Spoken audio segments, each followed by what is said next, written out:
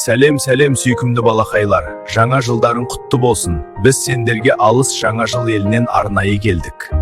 Биыл сендер өте ақылды, тәртіпті, мейірімді балалар болып жүрдіңдер. Үлкендерді тыңдап, бір-біріңді жақсы көрдіңдер. Ералы, сен биыл 5 жасқа толдың. Сенің туған күніңде Майнкрафт торт болғанын біз білеміз. Ал асылым, сен 3 жасқа толдың. Сенің туған күніңде халық торт болғаны бізге қатты ұнады. Ал кішкентай мөлдір, сен биыл 1 жасқа толдың. Сен біздің ең кішкентай, ең сүйкімді қуанышымызсың.